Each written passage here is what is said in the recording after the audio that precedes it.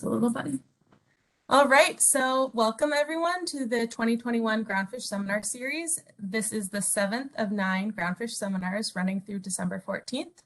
And just as a reminder, I am recording this. Since we are all doing this seminar remotely, the speaker will use an electronic pointer or be descriptive when indicating specific points on the slides. And to help with this format, we ask that you mute your audio and turn off your video feed to reduce distractions for all the other participants. Also, please keep your questions for the end of the seminar, at which point you can unmute yourself and ask questions directly to Donnie, or you can type any questions into the chat box anytime during the seminar, and I will compile them to ask directly to Donnie at the end of the seminar. So before I introduce today's speaker, I want to remind everyone to join us for next week's speaker, Jane DiCosimo, who is retired from the NIMS Office of Science and Technology. Jane will present her talk entitled The Power of Participation and Collaboration, an Alaska Groundfish Success Story, which will be held at the same time next Tuesday, December 7th. So now for a little background on Donnie. Donnie Arthur received his bachelor's in Aquatic Fisheries Sciences from the State University of New York College of Environmental Science and Forestry. He recently completed his master's in fisheries at the University of Alaska Fairbanks, where he researched the reproductive biology of Yelloweye Rockfish in Prince William Sound and the northern Gulf of Alaska. Donnie is currently working as a sport fish biologist for the Alaska Department of Fish and Game. As a fisheries biologist, he conducts research and monitoring for a variety of species, including coastal cutthroat trout, Pacific salmon, rockfish, and spot shrimp. I'll pass the virtual mic to you now, Donnie. Thank you, Liz. Right.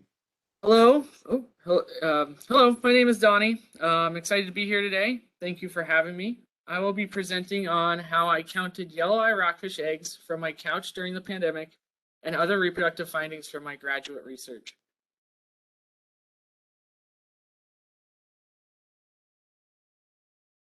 All right, I want to start out with an outline for today's talk. First, I will give some background information, including on reproduction in fishes and Yelloweye rockfish.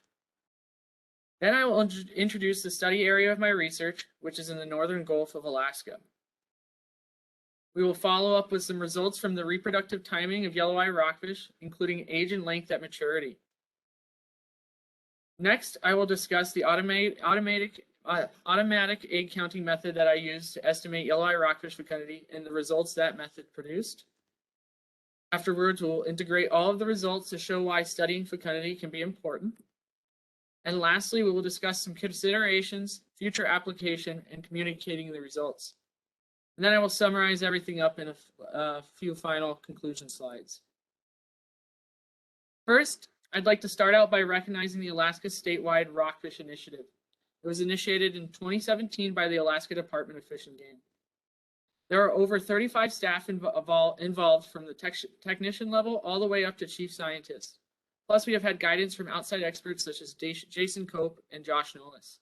Staff involved represent both the commercial and sport fisheries divisions.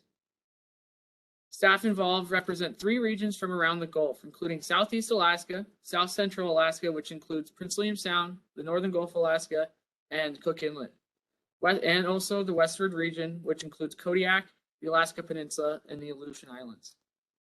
The common goal of the Statewide Rockfish Initiative is to develop short and long-term management strategies for black and yellow rockfish in the Gulf of Alaska. I thought it was important to introduce this to give context for my research that I will present today, as it was largely supported and funded by this initiative. And with that, I will dive into my research. So fish are among the most diverse of all vertebrates with respect to reproduction. And it's not even close. We have everything from virgin birth in Amazonian mollies to semiparous Pacific salmon that die after reproducing. Fish eggs come in all sorts of colors, shapes, sizes, and quantities. Some fishes are male brooders, such as seahorses, whereas others are broadcast spawners and eggs are left to the mercy of the environment, such as in burbot. Rockfish of the genus Sebastes are no exception to this. In many cases, they exhibit extreme life history and reproductive characteristics, such as being long-lived, late maturing, highly fecund, and to top it all off, they're viviparous, meaning they give live birth. All of this variability in reproductive and life history strategy is important to consider, and it is hardly random. In many instances, these traits are indicative of millennia of evolution to environmental conditions. In 1992, Weinmiller and Rose developed a framework for which to classify reproductive life history based on 3 simple traits: age at sexual maturity, juvenile survivorship, and fecundity. In this theoretical framework, a superorganism cannot exist, which would have early maturity, high juvenile survivorship, and high fecundity. So in theory, this framework implies that there are energetic and population level trade-offs in reproductive biology. We see a lot of variability between species where they land within this framework and even within a single species.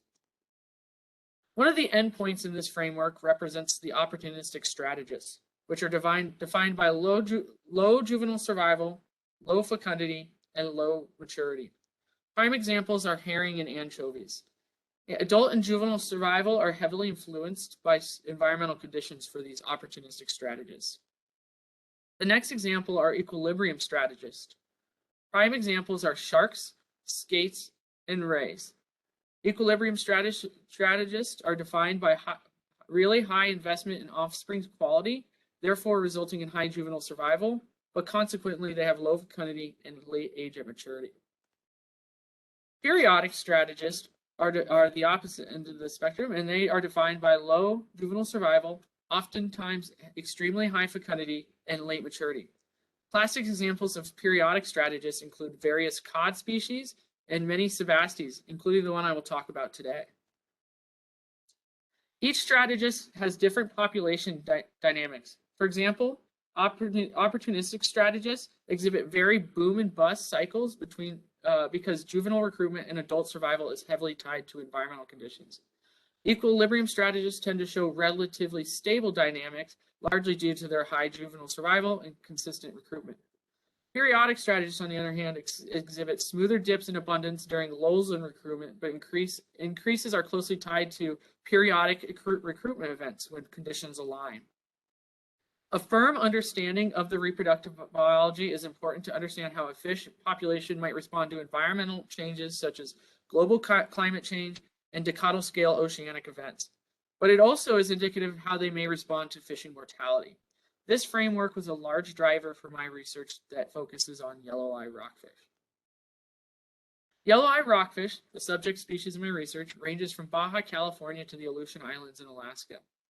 Throughout much of their southern range in the western United States and British Columbia, they have been deemed overfished or as a species of conservation concern. Further, one distinct population segment in Puget Sound in the Georgia Basin was ESA listed as threatened. However, there is little information on the stock status in Alaska, including in South Central Alaska. This is especially concerning due to the status of Yelloweye rockfish along the West Coast.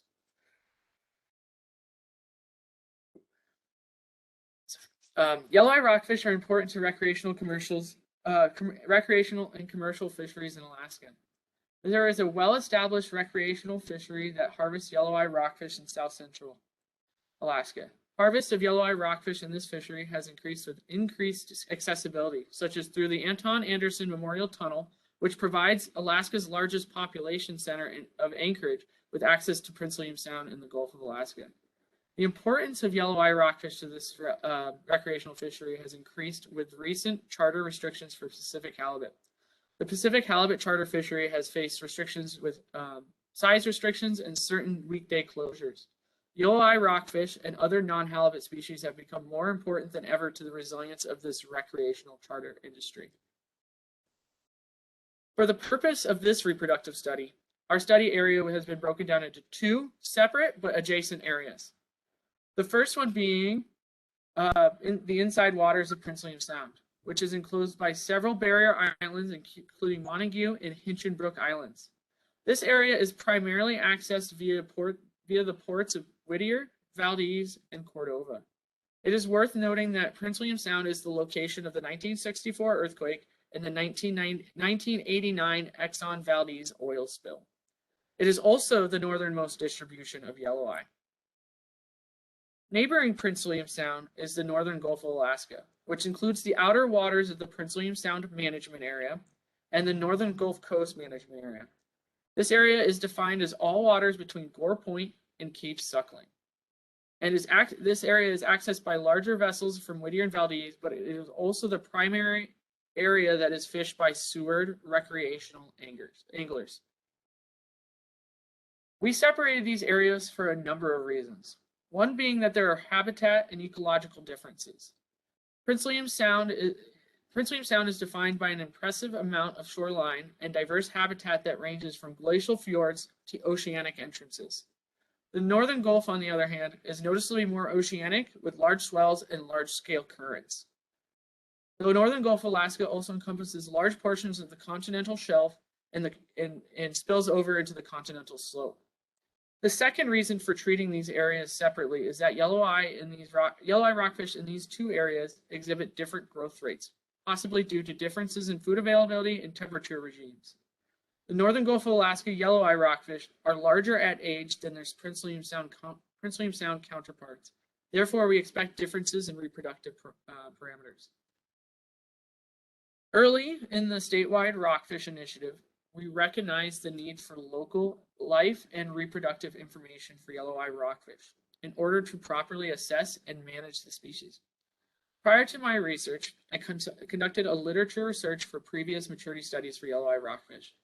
What I found is a number of studies providing estimates of length and maturity for the species. I also found that there had not been a previous study for length and maturity for Yelloweye in Prince William Sound or the Northern Gulf of Alaska. From my literature review, I concluded that it seems that length and maturity for Yelloweye rockfish does not vary with latitude across its range. On the other hand, age at maturity for these studies appears to increase with latitude by approximately 4 years for every 5 degrees of latitude. The age at maturity study closest in proximity to Prince William Sound and Northern Gulf of Alaska was from Southeast Alaska, which produced an age at 50% maturity, or when 50% of females are mature, of 22 years. Based on this crude linear regression, we expected age at 50% maturity for Yelloweye rockfish in the Prince William Sound and Northern Gulf of Alaska to be between 26 and 28 years based on this latitudinal trend. This is sort of concerning because this would mean that Yelloweye are likely not replacing themselves in the population until nearly 30 years of age. In addition to maturity, fecundity is a variable in the Weinmiller and Rose framework that I previously presented. Even though Yelloweye rockfish either are or have been important to commercial and recreational fisheries throughout their entire range, there have only been 3 estimates of fecundity. That's not 3 studies, that is literally 3 estimates for only 3 fish. And these estimates date back over 50 years to the most recent. The range of these values is about 1.1 to 2.7 million eggs, which matches the range described in rockfish literature, including the Rockfishes of Northeast Pacific by Milton Love et al.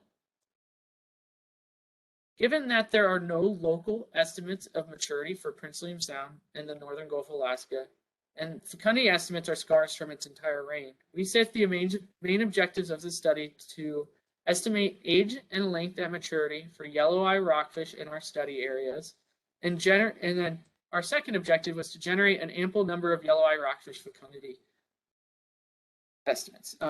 Both of these outcomes could be readily applied to various data-limited or data-rich stock assessment approaches. Additionally, they will give great insight into the population dynamics of Yelloweye rockfish in this region. To address the maturity objective, we collected male and female Yelloweye rockfish by hook and line sampling, as well as port-sampled commercial and recreational catch. From those samples, we collected basic biological information, including age, length, and weight. We extracted and collected gonads from every single fish sample, and then fixed them in either 10% neutral buffered formalin or Gliofix. These samples were placed into cassettes, embedded in paraffin wax, and then thin sectioned. Once thin sectioned, they were stained and histologically examined to properly assign maturity values. Mature fish were assigned a 1, and while immature fish were assigned a 0. We fit the model using a logistic regression and estimated parameter values using a Markov chain Monte Carlo. A Markov chain Monte Carlo is a random walk given the priors in data. To help explain the Markov chain Monte Carlo, I like to use the analogy of a Roomba with a GPS attached that will measure the area of a room by estimating the length and width of that room. But rather than estimating the length and width of a room, the MCMC is estimating the intercept beta 0 and the slope beta 1 of the maturity logistic regression. The best feature of this approach is that with every iteration, it not only estimates these beta 0 and beta 1 parameters, but it also can estimate derived parameters such as age at 50% maturity, length at 50% maturity, and any other derived values such as age at 95% maturity and length at 95% maturity. This allows us to create 95% credible intervals seamlessly. So the response variable of the logistic regression is probability of maturity. The predictor variable is traditionally either length, age, or length, but we also included additive and interaction terms for sex, so whether the Yelloweye rockfish was male or female, and area, whether the Yelloweye rockfish was sampled from Prince William Sound or the northern Gulf of Alaska. It is worth mentioning that age and length were modeled independently. This gave us 14 candidate models, with the most complex model producing 4 unique maturity curves, one for males in each area and one for females in each area. The simplest model would be a single curve that represents Yelloweye rockfish maturity for both sexes and both areas.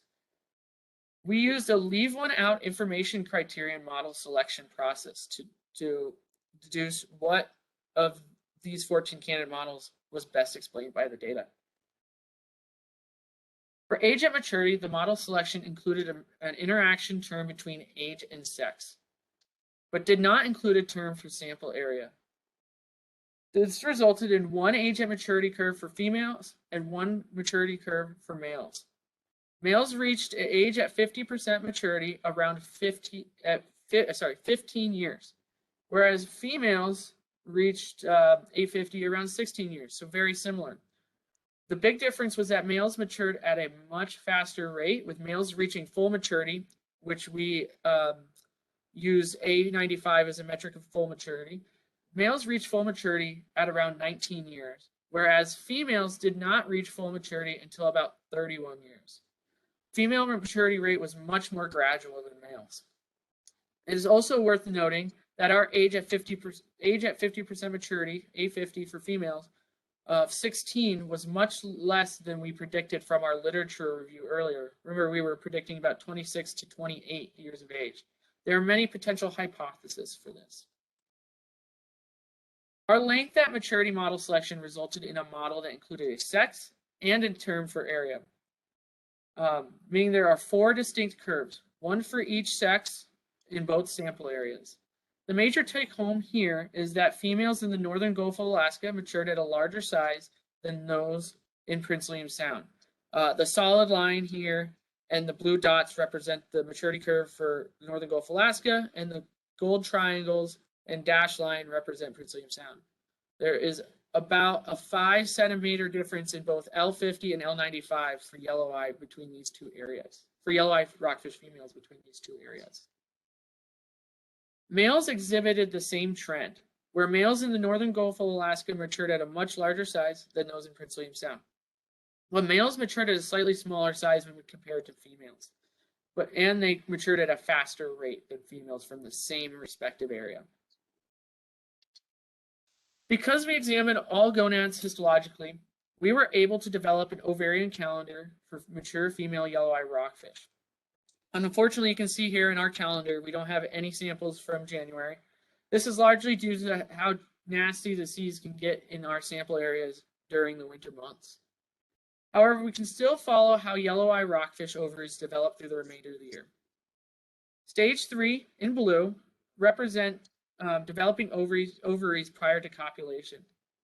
We begin seeing stage 3s in November and observe them into early March. But in around February, we begin observing hydrated fertilized eggs, stage 4, which are represented in orange, and those were observed beginning in February. So with those two in mind, we can infer that copulation is likely occurring sometime between January and March.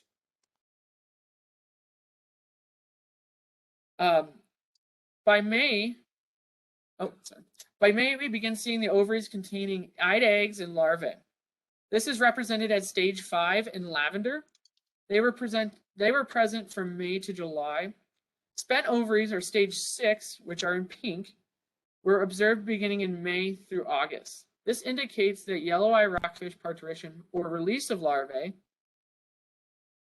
occurs between May and August. This coincides with an increase of productivity during the summer months, as well as a cessation of downwelling winds that dominate the winter months.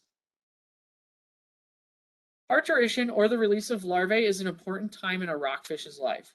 A larvae released during poor conditions is destined for certain doom, and a larvae released at ideal times or earlier may have a leg up on other larvae.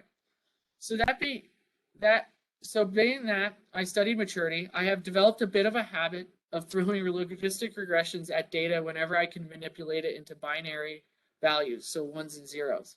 This is an example of one that paid off and may reveal something interesting about yelloweye rockfish. So I assign mature female yelloweye rockfish values of 1 if they had released their larvae and were spent during the months they were sampled, and a value of 0 if they were still gravid with either fertilized eggs, eyed eggs, or larvae. I fit a logistic regression for the probability of a female being post-parturition to age or length and month. We found that the probability of being spent increased with age or length and month, with only the largest and oldest individual females having released larvae in May. And by July, only the smallest females had not released their larvae. This is supported by the mean size of post-parturition female. The mean size of post-parturition females in May was 78 centimeters, decreasing to 62 centimeters in June, and 57 centimeters in July, and then dropped to 54 centimeters by August when all fish were spent. Age and size-specific parturition timing is important to consider when we begin to talk about maternal effects. This could also be a bet hedging strategy for yelloweye rockfish to not place all of their larvae in one basket, essentially dispersing them across the several summer months. So that moves us on to estimating fecundity for female yelloweye rockfish. It is common that when fecundity data does not exist, that spawning stock biomass is used as a proxy of reproductive potential rather than total egg production. This utilizes weight at length data in lieu of fecundity at length data. However, this carries many assumptions. The major one being that weight is directly proportional to fecundity. In other words, the fecundity length relationship follows an approximately cubic relationship. So essentially, the fecundity length relationship should be to the power of 3. Another way to state this is that relative fecundity, so eggs per gram of female, does not increase with length. It is also assumed that these relationships do not change with time. I like to pose this assumption in the form of a simplified question. Are 2 3-kilogram yelloweye rockfish equivalent to 1 6-kilogram yelloweye rockfish with respect to egg production? The spawning stock biomass assumes that this is the case, but without fecundity data, it's difficult to address this assumption. I hope to answer this question for yelloweye rockfish today, and it's one I like that we should keep in mind through this presentation. With that being said, the main objective for this second part of the study was to estimate fecundity for yelloweye rockfish and examine fecundity and relative fecundity relationships with length. I had originally planned to excruciatingly count eggs myself, but with the onset of the COVID-19 pandemic, access to campuses and laboratories began to shut down. So I developed a fecundity estimation method that would minimize the need for lab access and expedite the process. In turn, this allowed for me to estimate fecundity remotely from my couch. I can say if it weren't for utilizing this method, I would have likely been graduating much later. So my second objective was to use and validate an automated counting method that uses Image Pro and camera images.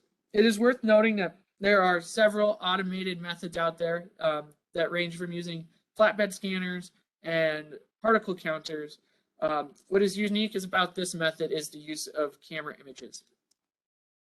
So we had collected numerous gravid Yelloweye rockfish during the maturity study, and we saw that process through.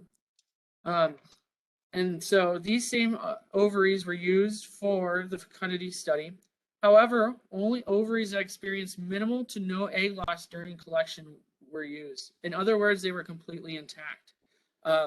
Technicians and biologists collecting samples in the field made qualitative notes just describing the amount of egg loss. And so we were very selective on which ovaries were used to estimate fecundity. So once fixed and returned to the lab, these eggs were extracted from the ovaries and homogenized in the laboratory. Afterwards, these eggs were allowed to dry for approximately six hours. We used the gravimetric method to estimate fecundity. So the whole mass of eggs were weighed for each female. 6 to 12 subsamples were weighed and distributed into petri dishes, 6 petri dishes per female. Petri dishes containing subsamples were photographed from a standard height and using standard lighting. The eggs were then counted in Image Pro. A minimum of 6 samples were counted, but up to 12 could have been counted if a coefficient of variation had not been achieved by 6 samples. Our coefficient of variation that we were trying to achieve was less than 5%. So if we had not achieved it by 6 samples, we would continue subsampling up until 12 subsamples. The average density, so eggs per gram, was then multiplied by the total egg weight to estimate fecundity. We also, in addition to counting subsamples for all fish in Image Pro, there were 30 females that we randomly selected to have their subsamples counted manually so that we can validate the automated method. I counted eggs from the comfort of my home using Image Pro's count and size application. The Smart segmentation tool allowed for us to highlight and target objects to count and also indicate what not to count. The Smart segmentation recipes, yes, they are called recipes, could be saved and applied to all photos of egg samples. We found that Image Pro did an exceptional job of not counting the background, such as the petri dish edge, blemishes, as well as shadows. We also found that it did a really good job of selecting and highlighting eggs. And so those were the objects that was told to count. Occasionally, we would have clusters of eggs that would need to be separated using the split tool. And because it was a camera image, we could actually see what part of that cluster was debris and what part of it was egg. And so we could get proper count on these clusters of eggs that did not fully separate out during the extraction process. And occasionally, it would also highlight small debris that matched the color of the eggs.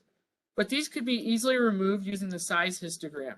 As eggs tended to be approximately, there was a nice mode for the size of eggs, and you could discern what was small debris like this.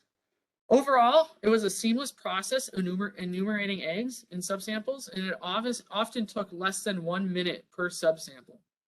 But now we want to compare this to the traditional manual counting.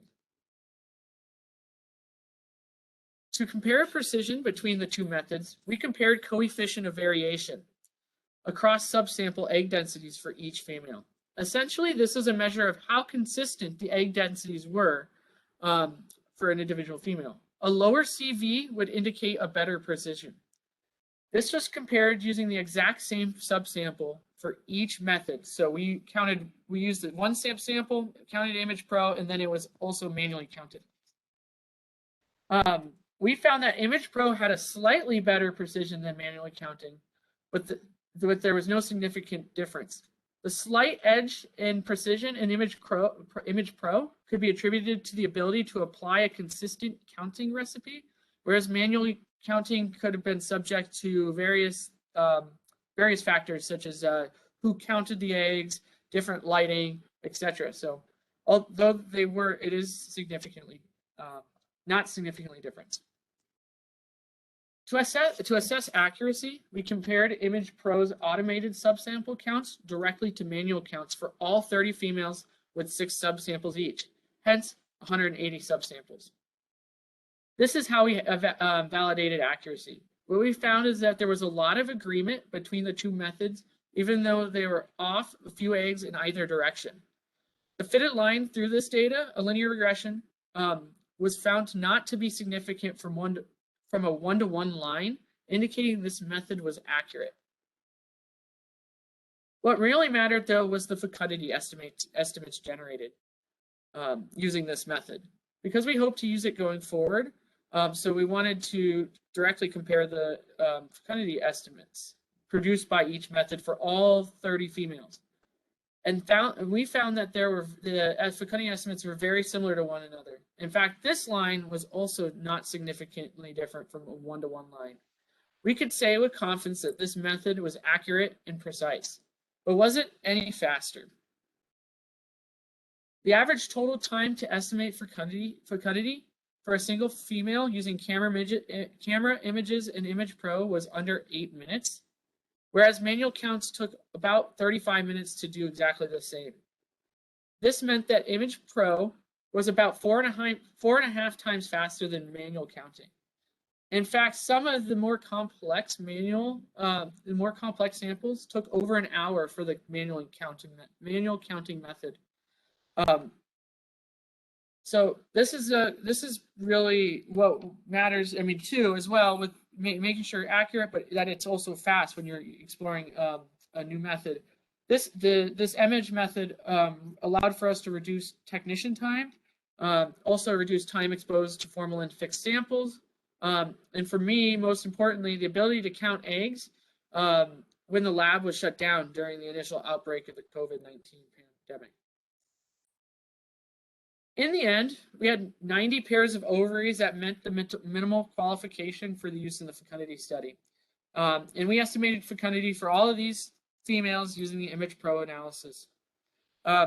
Fecundity ranged from 56,000 in some of the smallest mature females in this study to over 3 million eggs in some of the largest.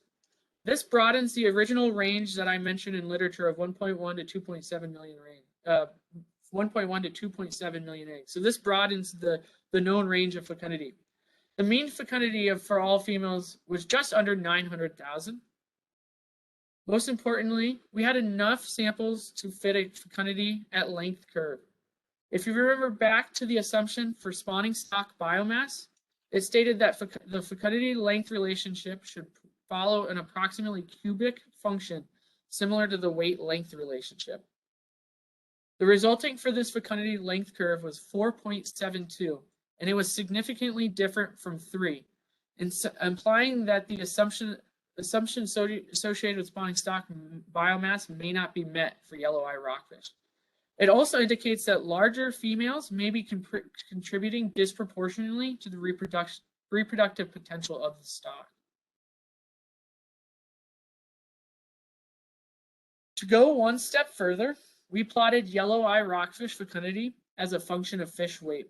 We fitted a linear line or isometric line, which is the dashed gray one here, to the data. This line represents the assumption of constant relative fecundity associated with spawning stock biomass. We also fit a hyperallometric curve, the red solid line, which allowed for an exponent. We fit this to the data. And this was a better fit. The exponent for this allometric curve is significantly different from 1. You can see it there at 1.49. This implies that the assumption of constant relative fecundity is not met. It is also worth noting that the intercept between the hyperallometric and isometric curve.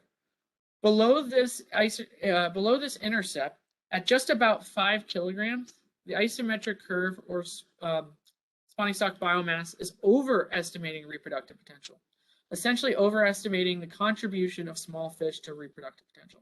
And above this intercept, the isometric curve, the gray one, is underestimating the contribution by large females. This is important to consider when managing a stock, as it implies that large individuals may be important to the stock's reproductive potential. However, we often talk about the right side of this intercept, which is highlighted by this orange arrow, because it's often motive to maintain age and size structure, because these are the large mega spawners that are often lost in age and size truncation following intense fishing pressure. But it's the left side that is particularly concerning and often overlooked, and I hope to show that momentarily. So I want to directly compare the assumption of spawning stock biomass to total egg production as proxies for reproductive potential.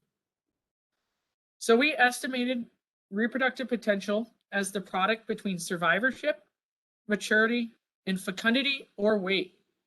And by using the isometric curve, the gray linear line from the graph before, we can convert biomass directly into egg production even under the assumption of spawning stock biomass. This allows us to have a scenario where we aren't comparing apples and oranges, or say weight and eggs. We can actually just convert biomass into eggs, and therefore we are simply comparing egg versus eggs, just under two different assumptions. For simplicity, we will conduct this comparison using length-based relationships, since we have length at maturity, fecundity at length, and weight at length curves. One of the curves that we need to generate is a survivorship at length curve to do this comparison. So we use the survivorship at length relationship presented in Hordix et al.'s length-based SPR paper. Essentially, it transforms the age-based mortality M through the von Bertalanffy length at age curve. Sorry about that. The values of the von Bertalanffy curves for Prince William Sound and Northern Gulf of Alaska are presented in the graph to the right. And the natural mortality that will be applied is 0.044, which we borrowed from Kurtzeva and Cope's stock assessment of the West Coast Yelloweye Rockfish.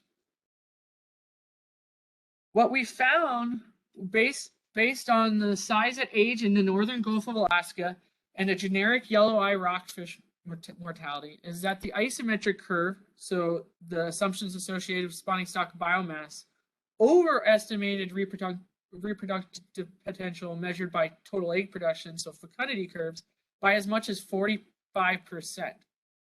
So these colors match the same from the previous graph. Gray still is the isometric curve, so constant relative fecundity, and the red represents the hyperallometric curve, which allowed for an exponential fecundity at weight curve. For the adjacent Prince William Sound, the isometric curve overestimates reproductive potential even more. The isometric curve overestimated the fecundity hyperallometric curve by as much as 66%. This is where that orange arrow intercept from the previous graph is important. Because most of the Yelloweye rockfish are smaller than 5 kilograms in these stocks based on their length at age curves, reproductive potential is overestimated by spawning stock biomass for most of the stock. This is especially exaggerated in Prince William Sound because they are smaller at age than the Northern Gulf of Alaska counterparts. This is why applying fecundity at length rather than weight at length is important in stock assessment and estimates of reproductive potential to properly weight not just the larger, but also the smaller mature individuals.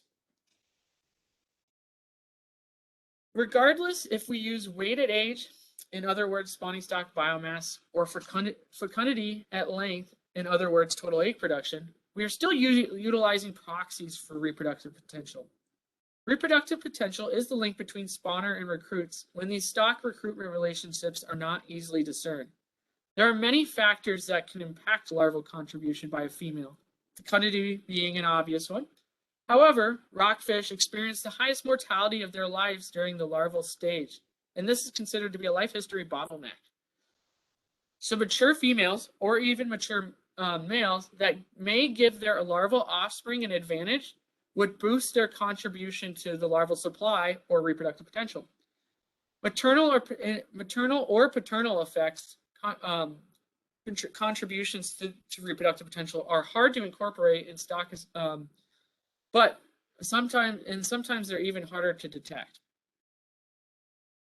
However, there is a belief and evidence in the literature that many rockfish species age like fine wine, in that older and larger individuals produce not only more, but higher quality offspring. For example, in one laboratory experiment, black rockfish larvae from older mothers experienced faster growth and were able to withstand starvation for longer periods. So, if we were able to detect and incorporate maternal effects, it can get us one step closer from using proxies of reproductive potential to more realistic larval accounting by mature fish. We did not incorporate maternal effects into our proxies of reproductive potential, and we do not have direct evidence for maternal effects in Yelloweye rockfish. However, we were able to show that older and larger females release larvae earlier than smaller and younger females, which may give their offspring larvae an advantage. And here I've overlaid the downwelling index for the northern Gulf of Alaska. And you can see that the downwelling ceases during the summer, and we know that the summer months are also the most productive in these regions. So it could give those offspring, the larval offspring of those older individuals, an advantage.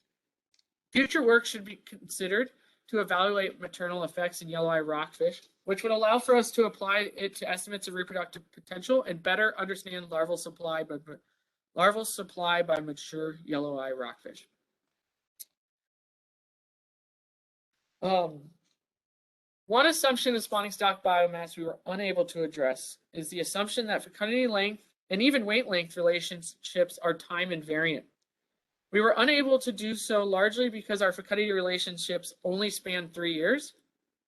Fecundity relationships are thought to vary due to a variety of reasons, including density dependence, temperature, and food availability.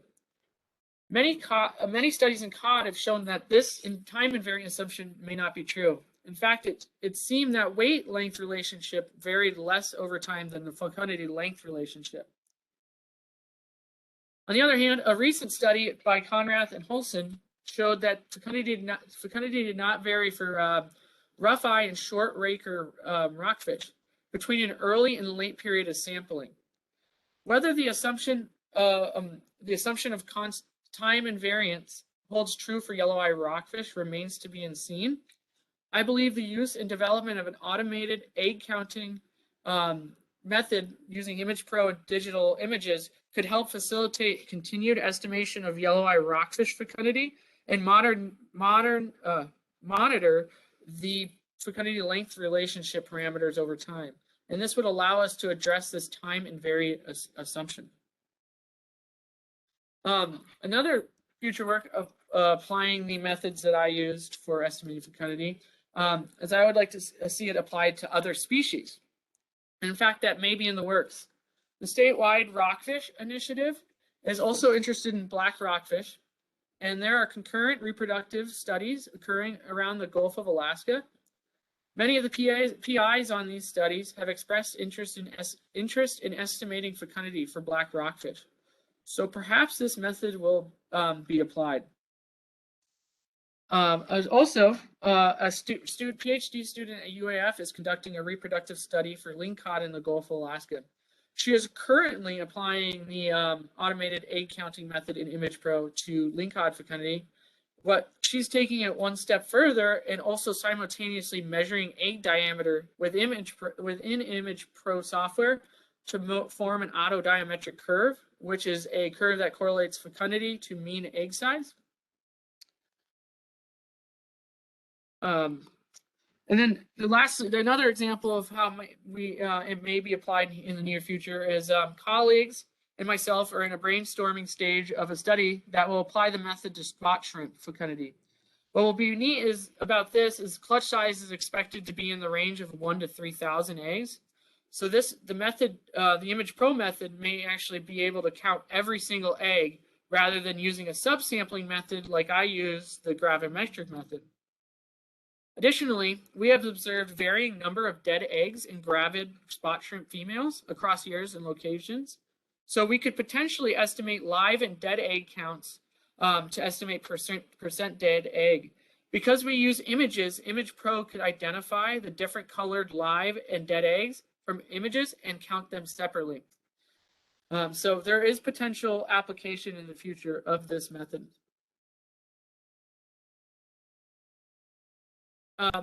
So I want to share one last outcome from this research. It has allowed for myself and others to create effective talking points for stakeholders, such as for recreational anglers, charter operators, and commercial fishers. What I found in my time working for Fish and Game and interacting with stakeholders in the field at our information offices is that it's pretty common knowledge that yelloweye rockfish are long-lived and can live to 100 years. But what does that really mean, that yelloweye rockfish are long-lived? To the average person, humans, trees, plenty of organisms can live to 100. And so I think that more information can and needs to be provided. And this research has created many great talking points, and one of them being that females may not sexually mature until they're at least 16 years of age and possibly as late as 31 years. And explaining to stakeholders that if an immature fish is caught, then they are unlikely to replace themselves in the population. I have found that talking points like this resonate with stakeholders more than simply that they can live to 100 years. I posed the question earlier, are 2-3 kilogram yelloweye rockfish the same as 1 kilogram or 1 6-kilogram yelloweye rockfish?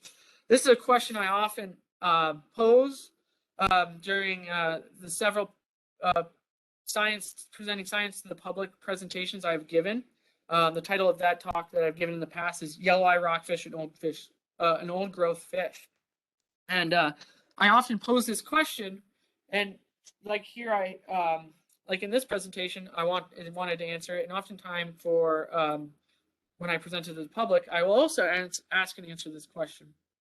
And because of the research we've done in estimating fecundity, we know that this is not the case. And in fact, it would take about 3 kilogram yelloweye rockfish to equal the same egg production as 1 6-kilogram rockfish.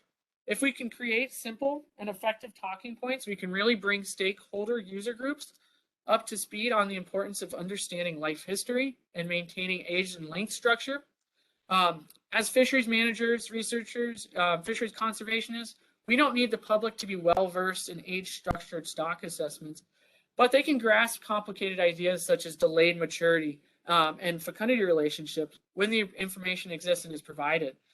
So I hope to continue sharing my research with the public and stakeholders, and it's become a recent priority for the statewide Rockfish Initiative. In fact, the statewide Rockfish Initiative created decks of playing cards for the public to spread awareness on concepts such as rockfish ID, life history, and deep water release. Unfortunately, my research wasn't complete when the cards were created, but they do include information for yelloweye rockfish. Yelloweye rockfish is on the King of Hearts.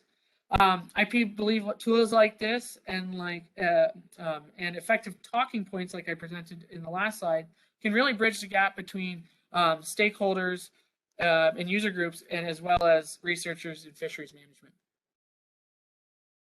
So with that, I'd like to go over some conclusions. Female age at maturity, age at 50% maturity was 16.4 years, and full maturity, or A95, was 30.8 years. This was less than predicted by the latitudinal trend, and males matured much earlier. Length at maturity varied between the two study areas, with Northern Gulf of Alaska yelloweye rockfish maturing at a larger size than Prince William Sound rockfish. This doesn't come as much surprise as we saw different growth curves for these two areas. Parturition occurred between May and August with a peak in June and July. And we showed that larger and older female yelloweye rockfish release larvae earlier in the summer. This could have implications for maternal effects as well as larval survival. So it could be a future research topic, and maternal effects need to be investigated for yelloweye rockfish. The use of camera images and automated counting in Image Pro rapidly produced fecundity estimates that were precise and accurate. The method has application in continued monitoring of yelloweye rockfish fecundity, but also estimating for fecundity for maybe other fecundity data poor species. And another major take home was that the fecundity length exponent for yelloweye rockfish was 4.72, which was significantly greater from the assumed cubic function, so a power of 3, and relative fecundity increased with length. This is important because this shows that large females contribute disproportionately to the egg production of the stock, but we can't overlook the assumption of spawning stock biomass and how it may overestimate the egg production of small individuals. And just one kind of last concluding slide. I mentioned, is communicating and communicating results of scientific research like life history research, I think is really important. I personally really love this painting by Ray Troll called Fish and Chips. I don't know if he intentionally meant to include 2 yelloweye rockfish at the poker table, but to me, it epitomizes their life history strategy, and that they're bet hedging. They delay maturity. Larger, older individuals can contribute more eggs to the stock's reproductive potential. And so I think this picture, I love it because it always gets my wheels turning on how we can communicate these concepts through effective talking points and tools like the playing cards that the Statewide Rockfish Initiative had created. And with that, I'd like to acknowledge quite a few people. First, I'd like to thank my co-authors and graduate committee, Dr. Jeff Folke, Dr. Ann Boudreau, Dr. Trent Sutton, and my supervisor, Brittany Blaine Roth. I'd also like to thank the endless list of Alaska Department of Fish and Game staff and UAF UAF students that help collect samples, collect data, and process yelloweye rockfish gonads in the laboratory. And lastly, I'd like to thank my wife, Caitlin Zonneville, who dealt with me as I counted yelloweye rockfish eggs on my couch in my pajamas for a few weeks straight. And with that, I will take questions. And if you don't get a chance to ask a question, please feel free to email me following the presentation.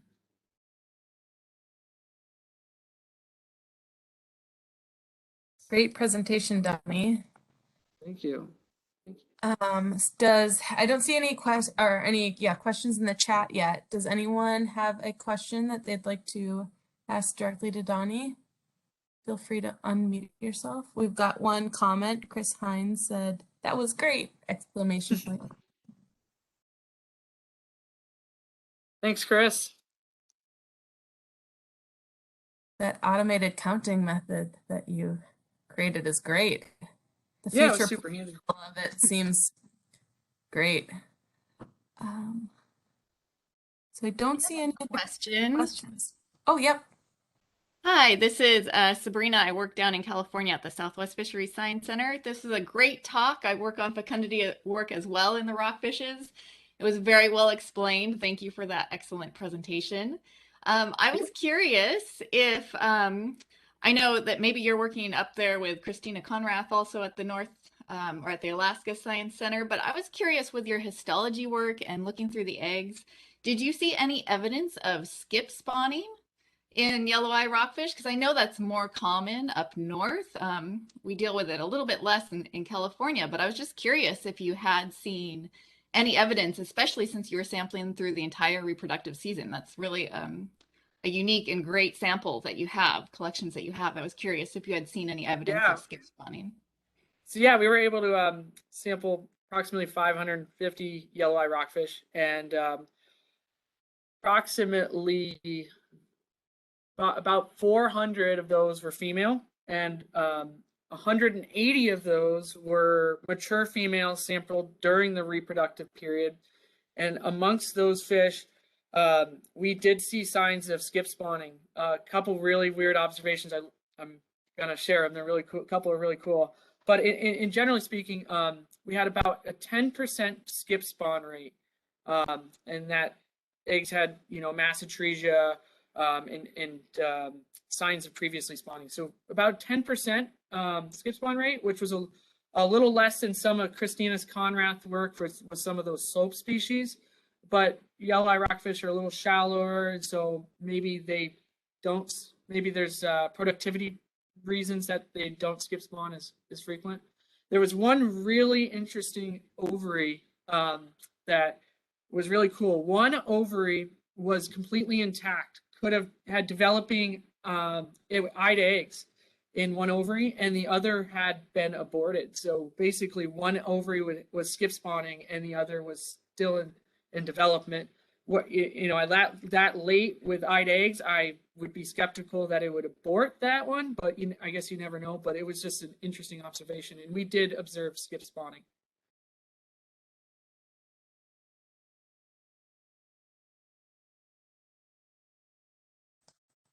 Wow, that's so neat. Sabrina says, really interesting. Thanks. Thanks for the question, Sabrina. I see someone else came on to ask a question. Go ahead. Yeah, hi. This is Rich McBride. I also enjoyed the talk. It's very thorough and nice application from the lab all the way to stock assessment. I was curious, I have been curious in general about heterogeneity of the measurement of eggs per gram throughout the gonad. And I saw that you had multiple samples, 6 and up to 12 per gonad. It looks Yep. like you just kind of pooled all the eggs, if I was following the method. So you didn't really look at location effects, but I was wondering if you could comment on that. Yeah, absolutely. I just, macroscopic observations. I mean, you can see within an ovary that there's pockets of dense eggs and pockets that are less dense. So I know it's definitely like an issue in rockfish, and there's definitely denser sections of the lobe. And I've seen in several studies where, they take from the posterior, central, and anterior end of the lobe to address this variability. But I did just, with a lot of these eggs or ovaries that we were dealing with, they were hydrated. And so the minute you put a scalpel into them, the eggs are just pouring out. And so I opted to just not worry about the heterogeneity of the density. I opted to homogenize them. And so that was kind of our way of getting around it. I know it's an issue, and I like I said, I could macroscopically see it in the ovary before I could even cut them open. Thank you. Thank you very much. Yeah, thank you. We have one question in the chat from Jen Blaine. She asks, where can we find those playing cards with a smiley face? Email me, and if you're interested in a deck of cards, I will make a point of sending some. We have, it's a big part of, the statewide rockfish initiative started with, in the place of what are our data gaps, and now we're to this point where we're doing a lot of communication, and we have, a few thousand decks of those cards, and I have access to them. So please email me. It's donald.arthur@alaska.gov, and I would be more than happy to send and share them. Awesome. I just shared your email in the chat. Oh, I appreciate that, Liz. We've got another thanks for the great presentation. Another thanks. Looks like we have maybe time for one more question if anyone wants to unmute and ask one last question. Yeah, hey, this is Louis Barnett. Thanks for the great presentation. I sort of cut out there partway through, so maybe I missed this, but do you have some inclination as to why those earlier estimates of age at maturity were so high relative to what you Oh, yes, I love this. Yes, yes. So, nothing that we can currently test, but it's I've got basically a couple hypotheses why. One, I guess, would be the simplest one. These studies range from 1970 to 2009 was the most recent one. So they all vary in methodology. That 1970 study done in California used surface aging to estimate age at maturity. So, there could be some confounding effects within the methodology. Some of them did and didn't use histology. So it certainly could be confounding effects there. And we did use histology. So that might be why our age of maturity kind of dropped off that latitudinal curve or latitudinal regression. The other couple of reasons is one thought was maybe the compensatory response hypothesis, and that we have a kind of a recent fishing history in Prince William Sound. I mean, our statehood was 1959. Fisheries in the Sound were probably pretty minimal, so it's fairly recent, especially with relative to the generation time of Yelloweye Rockfish. So when we introduced fishing mortality or intense fishing mortality, we might have been shifted off of some carrying capacity and reduced density, increased density dependent. So basically growth increased because of the reduction in density, and therefore maybe Yelloweye Rockfish in Prince William Sound in this time frame could grow faster and therefore mature earlier. So we have some hypotheses. There's no, one final answer, but it definitely is interesting. It's something I consistently think about, and there's a lot of Yelloweye Rockfish maturity studies occurring in Southeast as well, and so it would be interesting to see where that one, where their estimate comes out too, and see if it falls off that latitudinal curve. Thanks.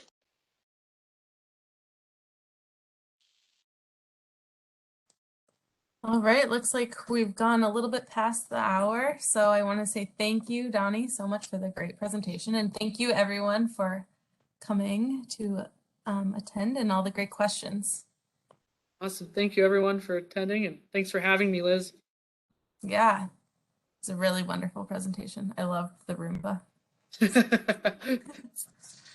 Everyone All right, loves yeah. And you've got lots of thank yous and great jobs and wonderful presentations in the chat. So I will Awesome. send you that chat feed after this. So thank you so much, guys. Yeah, have a great rest of the day.